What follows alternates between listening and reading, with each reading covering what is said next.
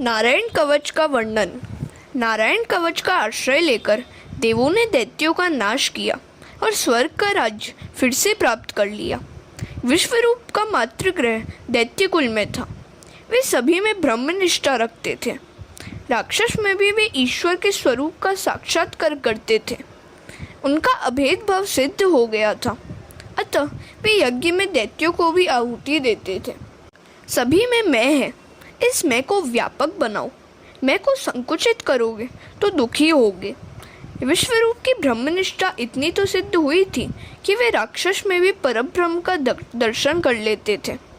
विश्वरूप का वध वृत्तासुर द्वारा देवताओं की हार और भगवान की प्रेरणा से देवताओं का दधीची ऋषि के पास जाना।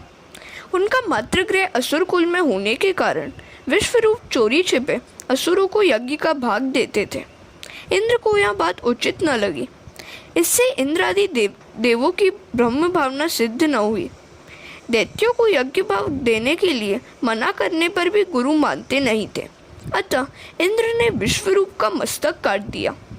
यह समाचार सुनकर प्रजापति त्वष्टा को बड़ा दुख हुआ। उन्होंने संकल्प किया कि मैं ऐसा यज्ञ करूंगा कि जिससे इंद्र को मारने वाला पुत्र प्राप्त हो। सकाम कर्मों में थोड़ी सी क्षति होने पर भी विपरीत फल मिलता है। परमात्मा को प्रसन्न करने की इच्छा से कर्म करो। कोई भी काम करते हुए ऐसी इच्छा मत करो कि जगत मेरी प्रशंसा करेगा। जगत ने तो श्री रामचंद्र जी की भी निंदा की थी। लोक कल्याण के हेतु से भी प्रभु राम ने मानव शरीर धारण किया था, कई प्रकार के दुख सहन किए थे, फिर भी जनता ने उनकी कदर न की। तुम ऐसा ही निश्चय करो कि मेरे भगवान को जो कुछ भाता है वही मुझे करना है। सकाम कर्म में हुई थोड़ी सी भी क्षति अनर्थकारी होती है। निष्काम कर्म में क्षति क्षम्य है, पर सकाम कर्म में थोड़ी सी भी क्षति अक्षम्य होती है। यज्ञ मंत्र से कुछ ऐसी क्षति हो गई कि इंद्र की हत्या करने वाले पुत्र के बदले इंद्र के हाथों से ही मारा जाने वाला पुत्र उत्पन्न हुआ। मंत्र था इंद्र शत्रु विवर्धस्व, इंद्र शत्रु विवर्धस्व। इस मंत्र को बोलते समय ऋत्विजों ने इंद्र शब्द को उदात्त कर दिया और शत्रु शब्द को अनुदात्त कर दिया। ऐसा होने से शब्दार्थ में परिवर्तन हो गया और परिणामतः इंद्र घातक पुत्र की अपेक्षा इंद्र द्वारा मरने वाला पुत्र उत्पन्न हो गया। यही कारण है कि वेद मंत्र का अधिकार सभी को नहीं दिया गया है। मंत्रोच्चारण या मंत्र पाठ में क्षति होने पर अनर्थ हो जाता है।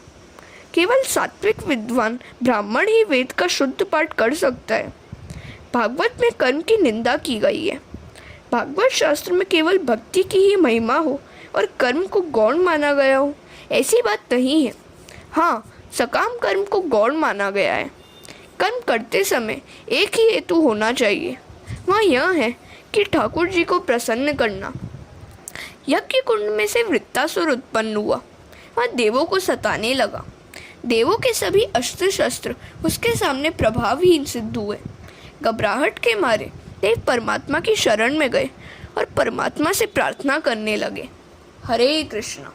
दधीची ऋषि की अस्थियों से वज्र का निर्माण, देवताओं का वृत्तासुर से युद्ध तथा वृत्तासुर की भगवत स्तुति एवं भगवत प्राप्ति।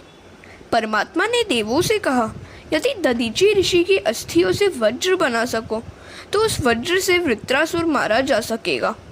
साथ साथ भगवान ने देवों को उल्हाना भी दिया कि मुझे प्रसन्न करके भक्ति जैसी श्रेष्ठ वरदान मांगने के बजाय तुमने एक तुच्छ वस्तु की मांग की।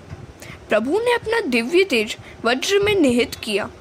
वृत्रासुर को मारने के लिए इंद्र वज्र लेकर युद्ध करने गया।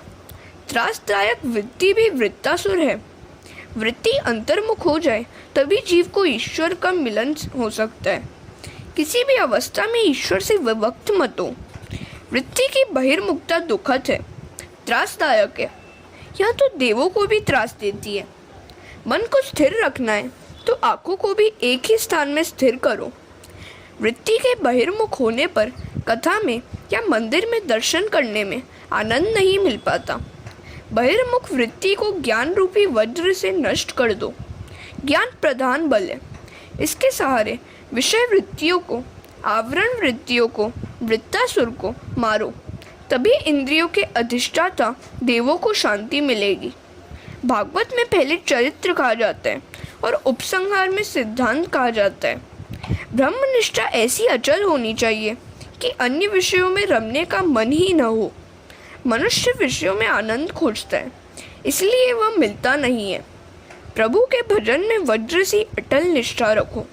दधीची ब्रह्मनिष्ठ थे, अतः उनकी अस्थियों में भी दिव्यता थी। 1 करोड़ जप करने पर माला में दिव्यता आती है, चेतना आती है। शास्त्रों ने कहा है, मंत्र, मूर्ति और माला को कभी मत बदलो। प्रत्येक मंत्र में दिव्य शक्ति है। जो भी मंत्र प्राप्त हुआ हो उसमें दृढ़ निष्ठा रखकर जप करो। मूर्ति भी कभी मत बदलो। जिस स्वरूप में रुचि हो उसमें पूर्णतः निष्ठा रखो, उसी में से प्रभु प्रगटेंगे। वज्र धारण करके इंद्र वृत्रासुर से युद्ध करने गया। दोनों में भयंकर युद्ध हुआ। वृत्रासुर पुष्टि भक्ति अर्थात अनुग्रह है। इंद्र के हाथ में वज्र है जिसमें नारायण है, किंतु इंद्र को नहीं दिखाई देते। वृत्रासुर को दिखाई देते हैं क्योंकि वह पुष्टि भक्त है। वह इंद्र से कहता है, इंद्र तुम मुझ पर वज्र का प्रहार शीघ्र करो। चाहे तुम्हारी जीत हो, किंतु तुम्हारी अपेक्षा मुझ पर ही भगवान की कृपा अधिक है। लौकिक सुखों की प्राप्ति का प्रयत्न सफल न हो पाए तो मान लो कि ठाकुर जी ने कृपा की है। परमेश्वर जिस किसी जीव पर अधिक कृपा करते हैं उसे लौकिक सुख अधिक नहीं देते। लौकिक सुख मिलने पर जीव ईश्वर से विमुख हो जाता है। श्री कृष्ण का नाम स्मरण लौकिक सुखों की प्राप्ति के लिए कभी मत करो। लौकिक सुख में विघ्न उपस्थित होने पर भी समझ लो कि मुझे प्रभु अलौकिक सुख देने जा रहे हैं। जिस जीव पर प्रभु की कृपा विशेष होती है उसका लौकिक सुख प्राप्ति का प्रयत्न भगवान सफल नहीं होने देते। जिस जीव पर वे साधारण कृपा करते हैं उसे सुख देते हैं। वृत्रासुर ने इंद्र से कहा, इंद्र जीत तो तुम्हारी ही होनी है और स्वर्ग का राज्य भी तुम्हें ही मिलेगा, किंतु मैं तो अपने ठाकुर जी के उस धाम में जाऊंगा जहाँ से मेरा पतन कभी ना होगा। तुम्हारा स्वर्ग में पतन हो सकता है किंतु मेरा नहीं। भले ही मुझे लौकिक सुख न मिल सके, किंतु मैं तो प्रभु के धाम में जाऊंगा। वृत्रासुर के श्रीहरि की स्तुति करने लगा। इस स्तुति की वैष्णव ग्रंथों ने बड़ी प्रशंसा की है। इस स्तुति के तीसरे श्लोक को कई महात्माओं ने अपना प्रिय श्लोक माना है।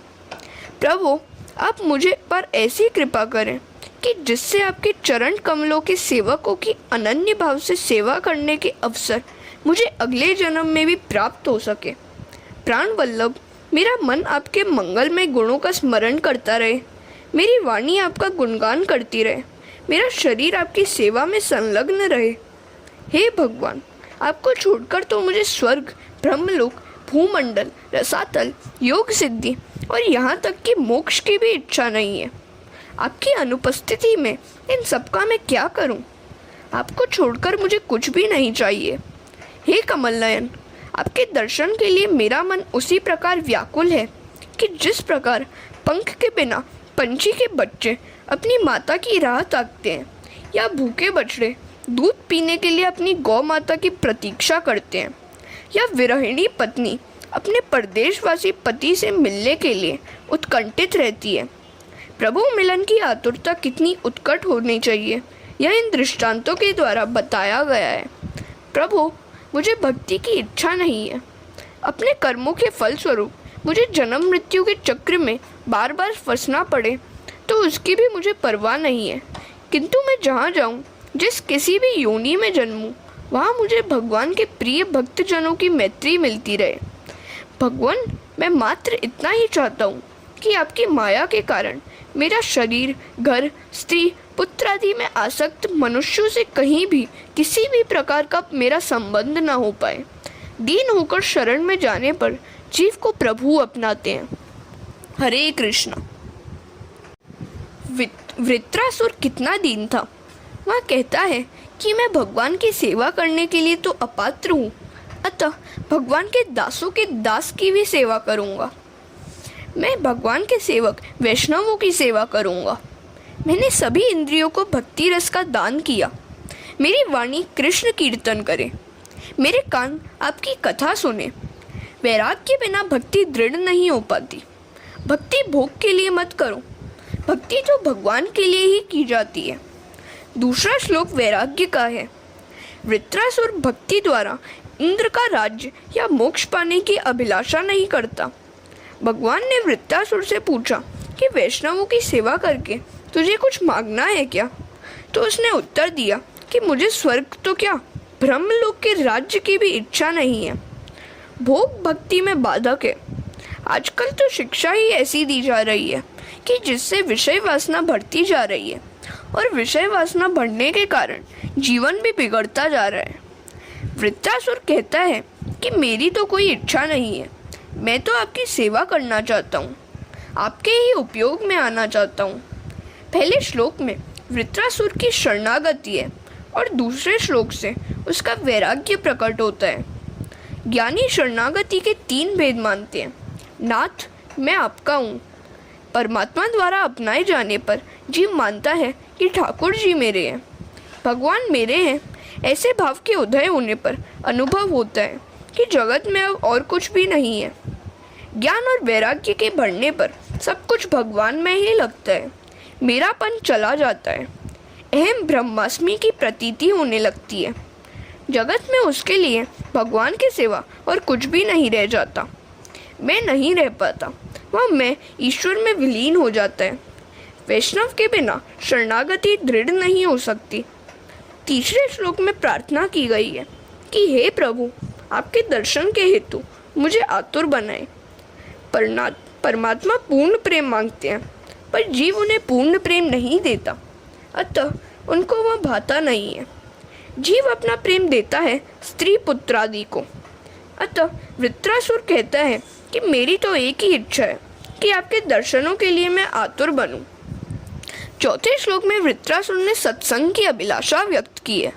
वह कहता है कि यदि पुनर्जन्म मिलना ही है तो हे प्रभु, आप मुझे वैष्णव के घर की गाय ही बनाएं। यदि मेरा दूध प्रभु के उपयोग में आने वाला हो तो मैं पशु भी बनने को तैयार हूँ। पशु शरीर में भी मुझे सत्संग ही मिले। वृत्रासुर ने तो ऐसी स्तुति की कि इंद्रासन भी डोलने लगा।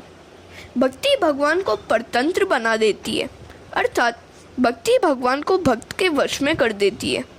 अतः भगवान मुक्ति तो देते हैं, भक्ति नहीं। भगवान जब कृपा करते हैं तब वे अंत में नष्ट होने वाली संपत्ति नहीं, भक्ति ही देते हैं।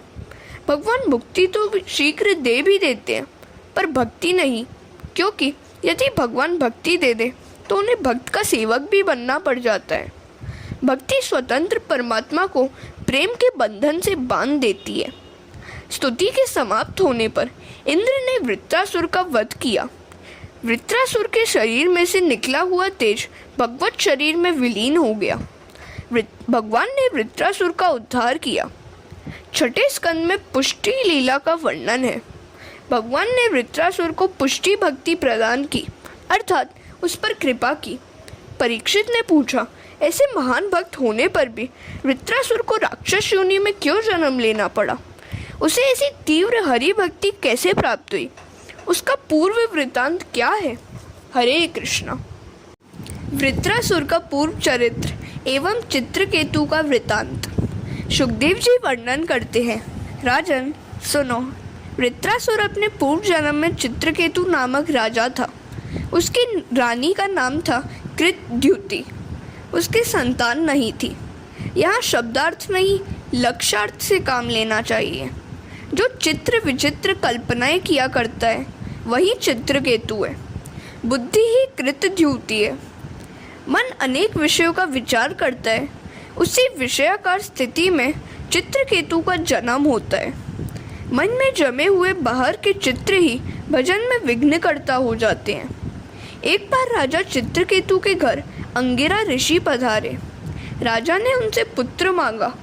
अंगिरा ऋषि ने राजा से कहा, पुत्र के माता पिता को भी तो शांति कहाँ है? तेरी कोई संतान नहीं है, यही अच्छा है। राजा के मन में संसार के कई चित्र जम गए थे, अतः उसने दुराग्रह किया। ऋषि की कृपा से उसके घर पुत्र का जन्म हुआ। राजा की और भी पत्नियां थीं। ईर्ष्यावश किसी विमाता ने उस बालक को विष दे दिया, अतः उसकी मृत्यु हो गई। यह देखकर चित्रकेतु और कृतद्युति रोने लगे। ऐसे शोक के समय वहाँ अंगिरा ऋषि के साथ नारद जी आए। पुत्र की मृत्यु पर राजा रानी को विलाप करते देखकर नारद जी ने उन्हें उपदेश दिया कि अब पुत्र के लिए रोना व्यर्थ है, अब तुम अपने लिए आंसू बहाओ।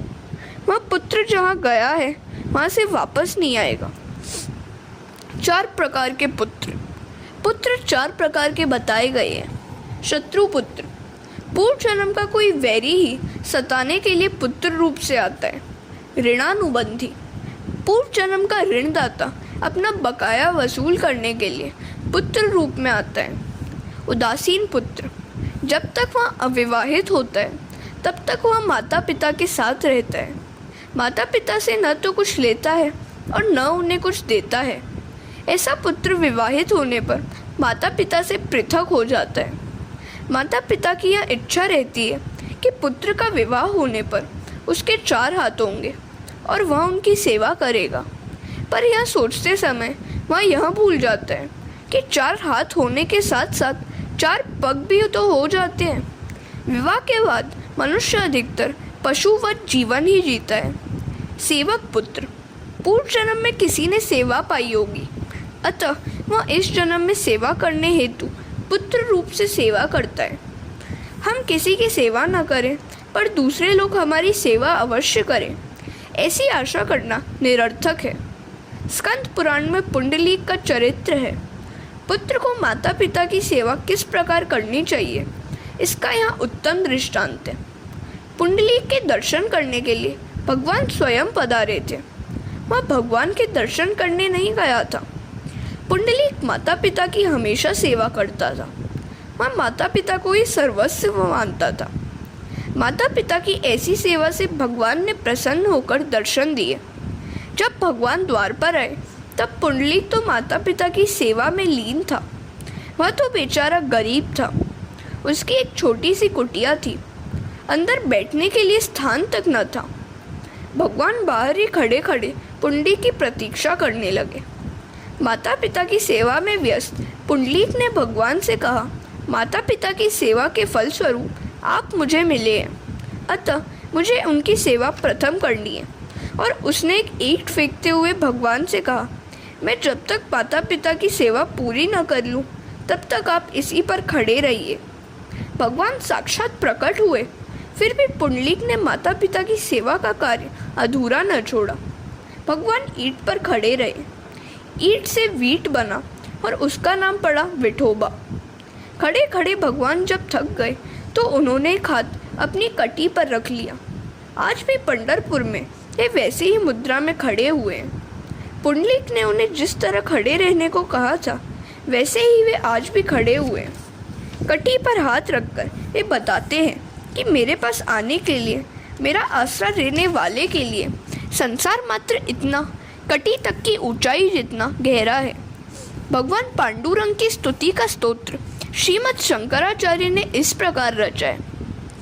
भवाब्धे प्रमाणम इदम माम कानाम नितंबम कराभ्याम धृतो येन यत्नात् समागत्य तिष्ठन्त आनंद कंदम परब्रह्मलिंगम भजे पांडुरंगम। भवाब्धे प्रमाणम इदम, किंतु किसके लिए? जो भगवान का बन जाए उसके लिए। हरे कृष्णा। नारद जी राजा चित्रकेतु से कहते हैं, राजन, तुम्हारा शत्रु ही पुत्र बनकर जन्मा था। अच्छा हुआ कि वह मर गया। तुम्हें तो आनंद मनाना चाहिए।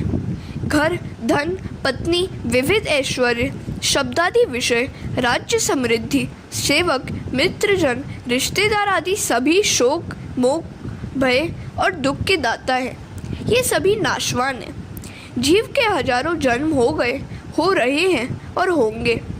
इनमें कौन किसका सगा और कौन किसका संबंधी है। जिस प्रकार जल प्रवाह में बालू के कण कभी इकट्ठे होते हैं और कभी बिखर जाते हैं, उसी प्रकार समय के प्रवाह में संसार के प्राणी इकट्ठे होते हैं और बिछुड़ जाते हैं। जब उस मृत राजकुमार की जीवात्मा को लाया गया तो वह किसी को भी पहचानता नहीं था। उसने कहा, मेरे तो हजारों जन्म हो गए हैं, मैं उनमें से कौन कौन से जन्म के माता पिता को याद रखूं। और ऐसा कहकर वह जीवात्मा चला गया। नारद जी ने कहा, राजन, तुम किसके लिए रो रहे हो? वह तो तुम्हारी ओर दृष्टि भी फेरने को तैयार नहीं है, फिर भी तुम शोक कर रहे हो। नारद जी ने चित्रकेतु को दिव्य ज्ञान दिया और तत्वोपदेश दिया तथा मंत्र का भी उपदेश दिया। इसके पश्चात चित्रकेतु राजा ने तपश्चर्या की और भगवान के नाम का जप किया। अतः उसे भगवान के दर्शन हुए। उसके सारे पापों का क्षय हो गया। वह महाज्ञानी और महासिद्ध हो गया और भगवान ने उसे पार्षद बना लिया। एक दिन चित्रकेतु आकाश में विहार कर रहा था। वह तो घूमता फिरता कैलाश धाम आया। वहाँ उसने देखा कि पार्वती जी शिव जी की गोद में बैठी हुई है। यह देखकर उसके मन में कुभाव जागा। विषय वासना में से चित्रकेतु का जन्म होता है। प्रत्येक स्त्री पुरुष को नर नारायण के रूप में देखने पर वासना उत्पन्न नहीं होगी। चित्रकेतु ने सांसारिक भाव से शिव पार्वती को देखा। इस चरित्र से स्पष्ट होता है कि बिना ज्ञान की भक्ति व्यर्थ है। मात्र सगुण के साक्षात्कार से मन शुद्ध नहीं होता। साक्षात्कार से मन की चंचलता नष्ट नहीं हो पाती। सगुण और निर्गुण भक्ति के होने पर ही जीव शिव बन सकता है। चित्रकेतु शिव पार्वती को लौकिक दृष्टिवश काम भाव से देखने लगा। शिव पार्वती के इस प्रकार बैठने का एक कारण था। एक बार कामदेव ने फिर शिव से युद्ध करना चाहा। शिव जी ने कहा कि मैंने एक बार तो तुझे जला दिया है। तो कामदेव ने कहा कि समाधि में बैठकर जलाना कोई बड़ी बात नहीं है। समाधि की अवस्था में तो कोई भी जीव मुझे जला सकता है। मेरे मन में एक छोटी सी आकांक्षा अभी शेष है। आप पार्वती जी को आलिंगनबद्ध कीजिए, मैं उसी समय अपना बाण चलाऊं। यदि आप उस समय भी निर्विकार रह पाए तो मैं मान जाऊंगा कि आप महादेव हैं। शिव जी तैयार हो गए। पार्वती को आलिंगनबद्ध करके वे अर्धनारीश्वर नटेश्वर बन गए। काम ने उन्हें विचलित करने की पूरी कोशिश की, किंतु उसे सफलता न मिली। शंकर निर्विकार ही रहे। कामदेव ने अपनी पराजय स्वीकार कर ली और शिवजी की शरण में आ गया। चित्रकेतु इन सारी बातों से अनजान था। अतः वह शिवजी की निंदा करते हुए बोला, भरी सभा में ये अपनी पत्नी को आलिंगन में लेकर गोद में बिठाकर बैठे हैं। इन्हें कोई लाज भी नहीं आती है क्या? शिव पार्वती तो निर्विकारी थे, किंतु उन्हें देखने वालों की आंखों में विकार था। किसी को लौकिक भाव से देखोगे तो मन में विकार उत्पन्न होगा और विकृत चित्र मन में उभरेंगे। इस प्रकार लौकिक भाव से देखने के कारण चित्रकेतु का पतन हुआ। उसकी निंदा से शिवजी को तो कुछ बुरा न लगा। जिसके सिर पर ज्ञान गंगा हो उसे निंदा रस प्रभावित नहीं कर सकता, किंतु पार्वती के लिए यह बात असह्य थी। उन्होंने चित्रकेतु को शाप दिया, उद्यत तेरा अब असुर योनि में जन्म होगा। चित्रकेतु पार्वती माता से क्षमा याचना करने लगा तो देवी ने कहा, दूसरे जन्म में तुझे अनन्य भक्ति प्राप्त होगी और तेरा उद्धार होगा। पार्वती के शाप के कारण चित्रकेतु का वृत्रासुर के रूप में जन्म हुआ। मन चित्रकेतु यदि शुभ कल्पना करें कि जिस प्रकार चित्रकेतु ने वृत्रासुर रूप में की थी, तो अंत में सुखी हो सकता है और दुष्ट कल्पना करने पर दुखी होता है। नारद जी और अंगिरा जैसे संतों के समागम से मन बुद्धि ऊर्ध्वगामी बनते हैं। मन में विषयों के चित्र न उभरे और सात्विक भाव जागे, इसके लिए लक्ष्मी नारायण का सतत पूजन करो। विष्णु सत्व गुण के अधिपति देव हैं। उनकी सेवा करने से मन में सात्विक भाव की जागृति होती है। विषयों के चित्र अंदर होते हैं, आँख मूंद कर बैठोगे तो वे बाहर आएंगे। इन चित्रों को मिटाने के लिए लक्ष्मी नारायण की सेवा करना आवश्यक है। अदिति और दिति की संतानों तथा मरुदगणों की उत्पत्ति एवं पुंसवन व्रत। दिति के दोनों पुत्रों की मृत्यु हो गई। दिति ने इंद्र को मारने के लिए व्रत किया। कश्यप ऋषि ने इंद्र को मारने वाला पुत्र उत्पन्न हो सके, इस हेतु दिति को 1 वर्ष का व्रत बताया। उसका नाम था पुंसवन व्रत। चंचल मन को ईश्वर में स्थित करने का साधन ही व्रत है। व्रत से मन की चंचलता घटती जाती है और ईश्वर में स्थिरता बढ़ती जाती है। मन को ईश्वर में लगाए रखने का साधन ही व्रत है। दिति ने व्रत तो किया, किंतु व्रत के नियमों का बराबर पालन न करने के कारण व्रत भंग हुआ। परिणामतः मरुत्कणों की उत्पत्ति हुई। भेद बुद्धि ही दिति है। चंचल मनोवृत्ति को एक ही स्थान पर स्थिर करके एक को अनेक में निहारा जाए, तभी व्रत सफल होता है। भेदभाव के कारण दिति के व्रत का भंग हो गया। अब दिति ने इंद्र से कहा, ये मेरी संतानें हैं, किंतु उनकी गणना देवों में होगी। अब दिति के मन में इंद्र के लिए कुभाव नहीं रहा।